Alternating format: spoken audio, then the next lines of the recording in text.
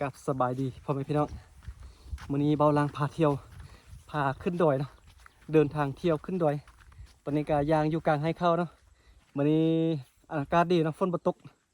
ก็เลยว่าขึ้นดอยพาเที่ยวดอยนะมาเที่ยวชมบรรยากาศให้เข้ากลางดอยซึ่งมาตอนนี้เบาลางพาเที่ยวก็ยืนอยู่จอมดอยเนาะยืนอยู่กลางให้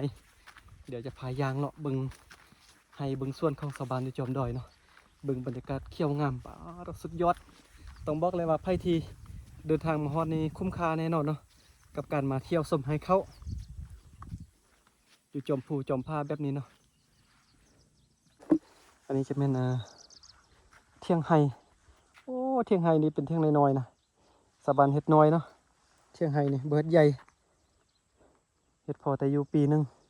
เพราะว่าจะได้ย้ายตลอดได้ให้เข้านี่เห็ดบนนี้ปีหนึ่งแล้วก็อีก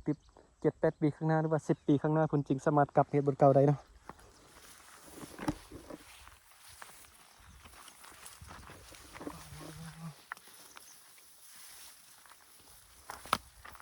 ไปรีวิวอันเที่ยงไฮเบิดนึงก่อนเนาะ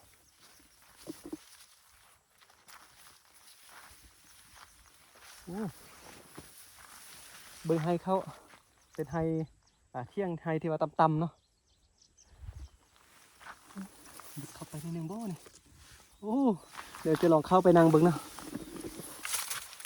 เดี๋ยวเขาจะมาห้ามาลักเครื่องซะจังเลยนะนี่โอ้นี่นั่งอยู่กลางเที่ยงไฮเห็นใส่หมวกตลอดนี่ก็บ่ต้องสงสัยอย่างไรเนาะเอาไว้อยู่รถยานเสียถ้าจะจับหิ้วมากะมันหนักมือเนาะลำบากนะก็เลยว่าซุปหมวกกันน็อกแล้วก็กันแดดพร้อมบ่ให้แดดร้อนใส่หน้านะบ่ให้หน้าดำอ๋อเดี๋ยวรีวิวอันเที่ยงไฮนิดนึงก่อนเข้ามานั่งเที่ยงไฮบรรยากาศนั่งเที่ยงไฮก็จะเป็นประมาณนี้เนาะอันนี้ก็มีอุปกรณ์ปะนี่อุปกรณ์การเฮ็ดไฮเฮ็ดเสียยาไฮเนาะปะไว้นี่เลยมีหม้อมีถ้วยมีบวงนี่อันนี้เป็นบวงเนาะนี่โอ้ตกน้ำบรรยากาศดีกันนะบนนี้นี่นั่งบนนี้ชมวิวเนาะสุดยอดเลยดูฟังเสียงนกร้องจิบจับจิบจับเนาะลมพัดเย็นขนาดเดี๋ยวนี้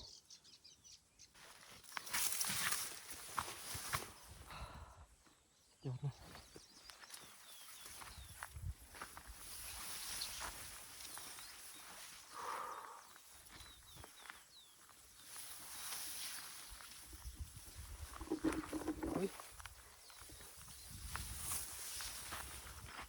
สองของเบาลังพาเที่ยวนี่ก็จะพาเฮ็ดคอนเทนต์เนาะเดินทางเที่ยวว่าจะไปเที่ยวในเมืองหรือว่าเที่ยวดอยเที่ยวธรรมชาติเนาะเดินทางทั่วประเทศลาวนะเดินทางตามงบประมาณ ส่วนนี้นะมีเงินสักหน่อยก็เดินทางไปสำนันเนาะจะเดินทางไกลไล่กับบ่ได้จะรีวิวแขวงอุดมไซก่อนช่วงนี้นะนี่บรรยากาศวันนี้ก็คุ้มค่าที่ว่าได้เดินทางมาฮอดมาถึงมาเห็นเก็บภาพบรรยากาศงามๆแบบนี้ให้ทุกคนได้เบิ่งให้ FC ได้เบิ่งนำกันนะโอ้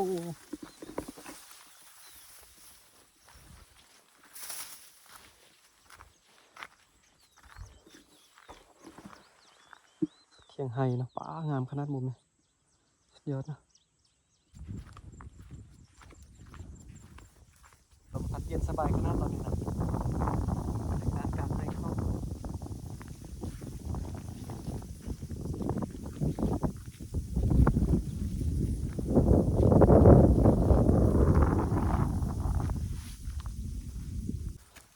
เบิ่งการทางหญ้าแบบนี้นี่คือได้ง่ายเลยเนาะ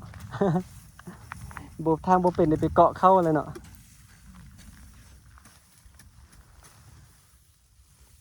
กัดทางยาชุกค่อยๆทางเนาะเกาะไป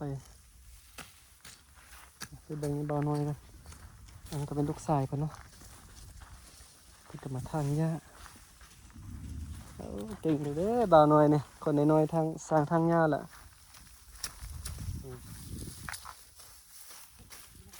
โอ้ไม่ธรรมดา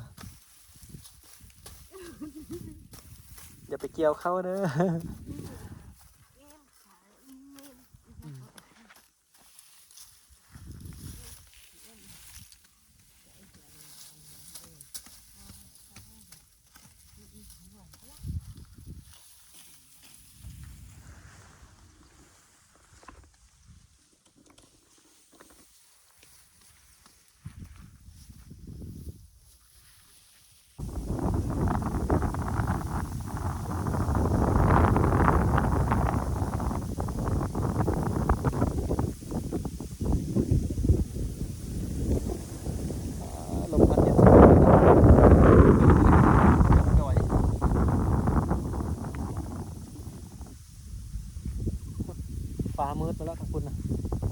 ยานฝนตกนะฝนตกนี่ครับเพื่อนชาวบ้านคนละกลางมืด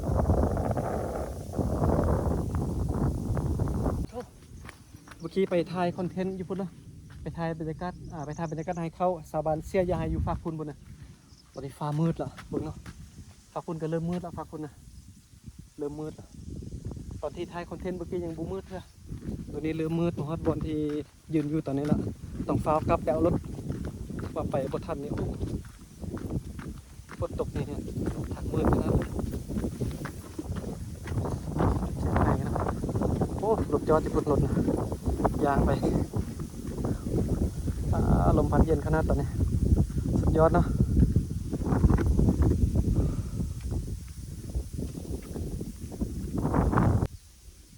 งาม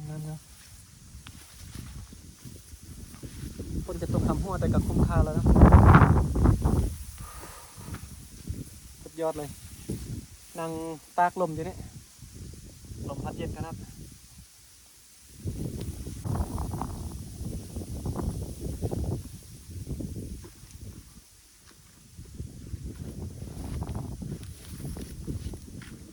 ฝนกับฟ้ามืดละนั่นก็น้ำมอกปกคลุมมาแล้วขี่รถมาในแดดคมฮ้อนแต่ว่าตัวนี้บ่ฮ้อนแล้ววันนี้เริ่มเย็นสบายแล้วลมพัดเย็นแล้วสุดยอดเลย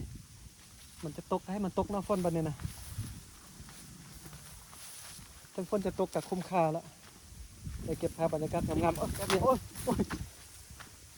มีกระโตไม้ลายนะ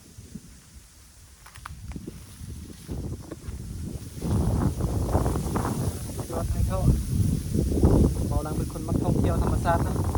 ใครที่มักท่องเที่ยวธรรมชาติคือกันติดตาม2 ข้อเบาลังพาเที่ยวได้เลยพอคิดวังแน่นอนนะพาไปเที่ยวชมธรรมชาติงามๆทุกมือเลยอยู่ประเทศลาวเนี่ยแต่ว่าตอนนี้แปลรถก่อน ฝนจะตกแล้ว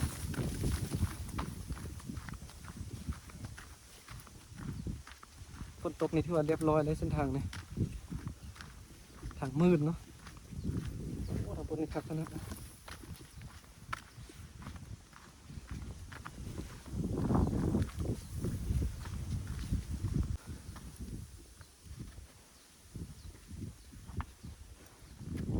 โอ้มาฮอดแล้วอันนี้ก็เป็นรถของเบาลังจอดอยู่แคมทางแบบนี้นะ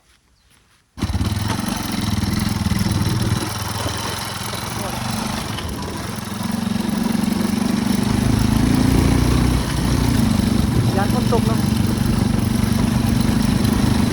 วันนี้พาไปเที่ยวบรรยากาศสวยเบิ่งให้เข้านะเดี๋ยวฟ้ามืด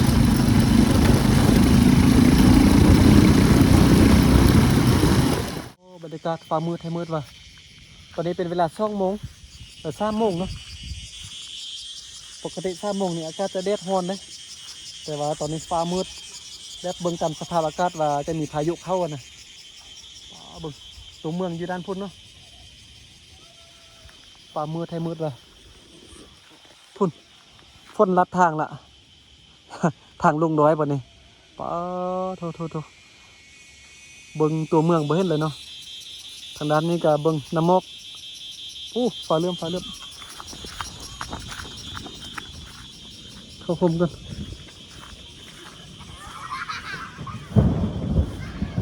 ฟ้าเลื่อมเข้าห้องนะปิดมือถือกันเนาะปิดมือถือใส่โหมดเครื่องบินกัน